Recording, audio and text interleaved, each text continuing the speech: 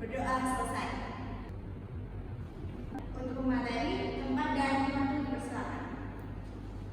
Assalamualaikum warahmatullahi wabarakatuh. Perkenalkan, nama saya Dina Fatul Umar. Saya perwakilan dari kelompok 18 yang akan mempresentasikan materi tentang daftar pustaka.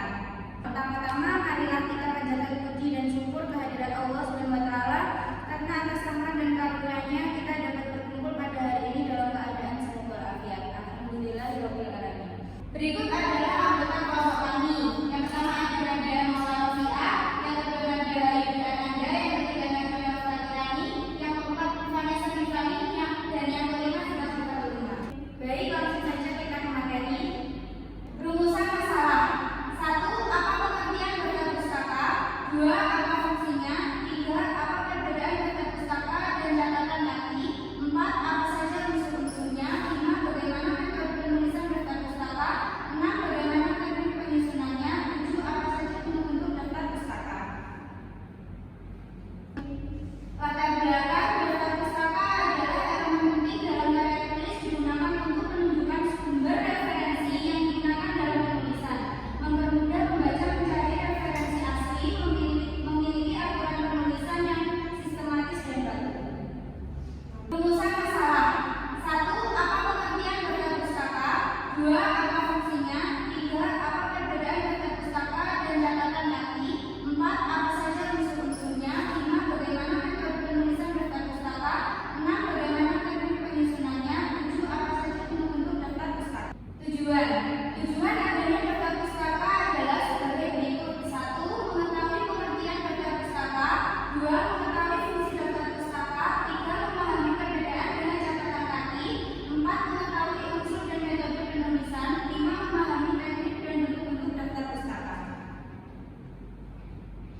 Pengertian daftar pustaka menurut KBBI, daftar pustaka berisi judul buku, nama penulis, penerbit, dan info publikasi yang disusun di akhir karya tulis.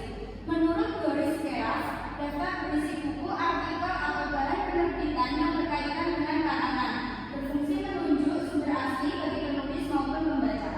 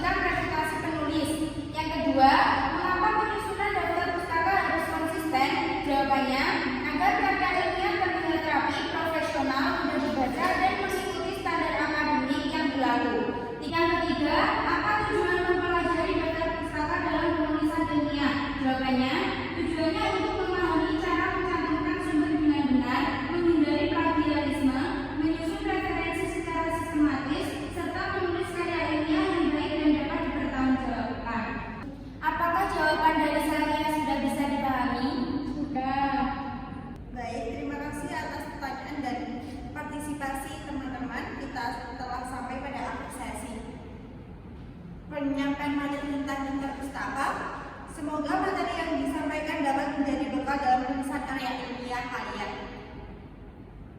Terima kasih juga atas perhatian dan kerjasamanya. Wassalamualaikum warahmatullahi wabarakatuh.